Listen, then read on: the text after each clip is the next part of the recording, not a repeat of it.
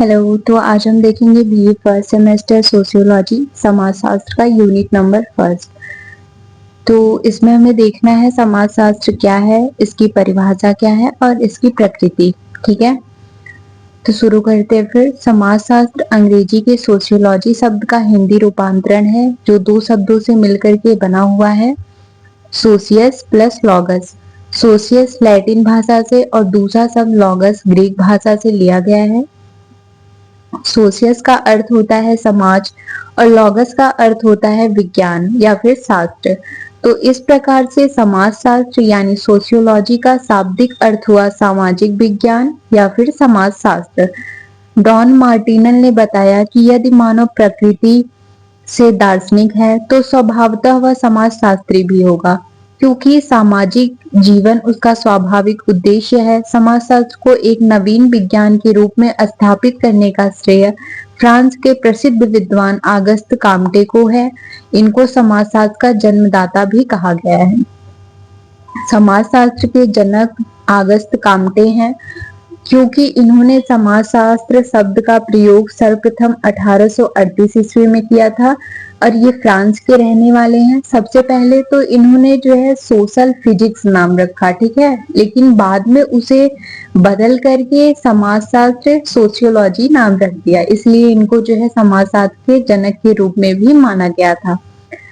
कालांतर में Durkheim, Spencer, max weber एवं अन्य विद्वानों ने समाजशास्त्र को एक एकेडमिक विज्ञान के रूप में विकसित करने हेतु अपने महत्वपूर्ण योगदान दिए थे।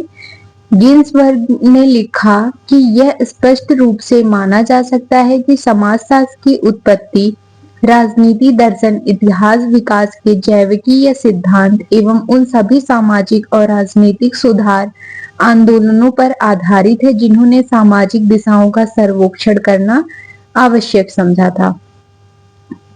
अब जो है हमने ये देख लिया कि समाजशास्त्र क्या है। ठीक है, समाजशास्त्र के अंतर्गत हम सामाजिक संबंधों का अध्ययन करते हैं और इसे जो है समाजशास्त्र को इंग्लिश में सोशियोलॉजी कहते हैं, जो दो शब्दों से मिलकर के बना हुआ है, सोशियस लॉगस।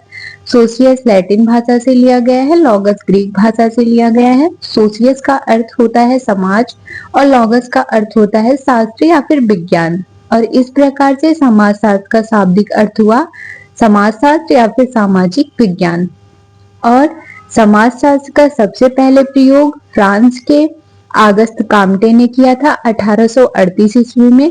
पहले इन्होंने सोशल फिजिक्स नाम रखा, उसके बाद बदल करके सोशियोलॉजी रख दिया। ठीक है, इसके बाद हम देखेंगे समाजशास्त्र की परिभाषा। विभिन्न विद्वानों ने अपने अपने तरीके से समाजशास्त्र को परिभाषित किया हुआ है।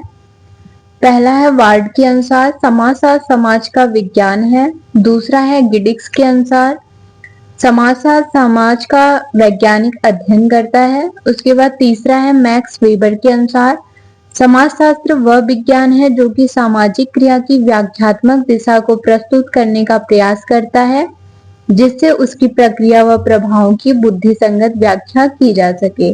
उसके बाद चौथा है गिन्सबर्ग के अनुसार समाजशास्त्र मानवीय अंतःक्रियाओं और अंतर संबंधों, उनकी दशाओं और परिणाम का अध्ययन करता है। पांचवा है दुर्खीम के अनुसार समाजशास्त्र सामूहिक प्रतिनिधित्व का एक विज्ञान है। छठवां है गिलीन और गिलीन के अनुसार व्यक्तियों के एक दूसरे के संपर्क में आने के फलस्वरूप उत्पन्न होने वाली अंतःक्रियाओं के अध्ययन को ही समाजशास्त्र कहा जाता है। अब ये तो हो गया समाजशास्त्र की परिभाषा कि विद्वानों ने समाजशास्त्र को क्या क्या बोला। ठीक है, उसके बाद एक टॉपिक है इसमें कि जैसे आपको ये बताया मैंने कि वार्ड ने बोला समाजशास्त्र समाज का विज्ञान है, तो समाजशास्त्र समाज का अध्ययन करता है, ये किन किन विद्वानों ने बोला, ये एक अलग से टॉपिक होता है यूनिट फर्स्ट में।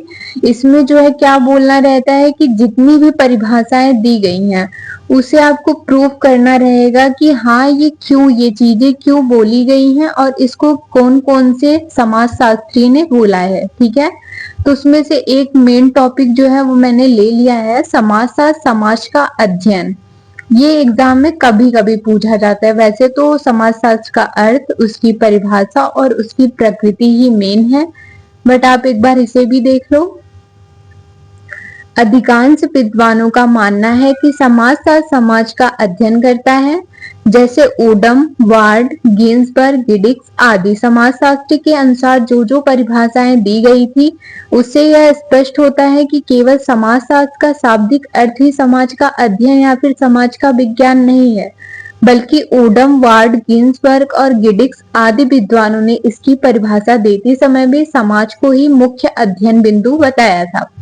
अब इसमें समाजशास्त्र समाज का अध्ययन है, ये ओडम ने बोला, वार्ड ने बोला, गिन्सबर्ग और गिडिक्स ने बताया, बल्कि उन्होंने समाज को एक मुख्य बिंदु भी बताया था जब इसे परिभाषित किया। तो समाजशास्त्र का अर्थ सामाजिक संबंधों की व्याख्या जाल अथवा ताने बाने से नहीं, बल्कि इससे किसी समूह के सदस्यों के बीच पाए जाने वाले पारस्परिक अंतर संबंधों की जटिलता से है। विभिन्न विद्वानों ने समाजशास्त्र को एक ऐसा विज्ञान बताया जिसके अंतर्गत हम लोगों के बीच आपसी संबंधों का और वो समाज में किस प्रकार से रह रहे हैं, इन सभी चीजों का अध्ययन कर सकते हैं। इस प्रकार से जब हम समाजशास्त्र को समाज का विज्ञान कहते हैं, तो हमारा तात्पर्य ऐसे विषय से है जो समाज तथा उसके विभिन्न पहलुओं का क्रमबद्ध तरीके से अध्ययन करता है। उसके बाद हम देखेंगे समाजशास्त्र की प्रकृति। समाजशास्त्र की प्रकृति एक सामाजिक विज्ञान के रूप में है जो मानव समाज और सामाजिक व्यवहारों का अध्ययन करता है। यह सामाजिक संरचनाओं, संबंधों और प्रक्रियाओं का विश्लेषण करता है और सामाजिक समस्याओं और परिवर्तनों का भी अध्ययन करता है। समाजशास्त्र की प्रकृति को समझने के लिए कुछ मुख्य बिंदुओं पर विचार करना महत्वपूर्ण है। उनमें से पहला है सामाजिक विज्ञान। ये जो है समाजशास्त्र की प्रकृति ही है, ठीक है। तो उसमें से पहली हेडिंग है हमारी सामाजिक विज्ञान। समाजशास्त्र एक सामाजिक विज्ञान है जिसका अर्थ है कि यह मानव समाज और सामाजिक व्यवहारों का अध्ययन करता है। उसके बाद दूसरी हेडिंग है हमारी वैज्ञानिक पद्धति। समाजशास्त्र वैज्ञानिक पद्धति का उपयोग करता है, जैसे कि अवलोकन, सर्वेक्षण और साक्षात्कार सामाजिक घटनाओं का अध्ययन करने के लिए। उसके बाद तीसरी हेडिंग है हमारी तथ्यात्मक। समाजशास्त्र क्या है, इसका अध्ययन करता है, न कि क्या होना चाहिए। उसके बाद है सामान्यीकरण। समाजशास्त्र सामाजिक घटनाओं के सामान्यीकरण और सिद्धांतों को विकसित करने का प्रयास करता है। उसके बाद है हेडिंग हमारी विश्लेषणात्मक। समाजशास्त्र सामाजिक घटनाओं का विश्लेषण करता है और उनके कारणों और परिणामों को समझने की कोशिश करता है। उसके बाद है अनुभवजन्य। समाजशास्त्र अनुभवजन्य साक्ष्य पर आधारित है, जिसका अर्थ है कि यह वास्तविक दुनिया के अवलोकन और डेटा पर निर्भर करता है।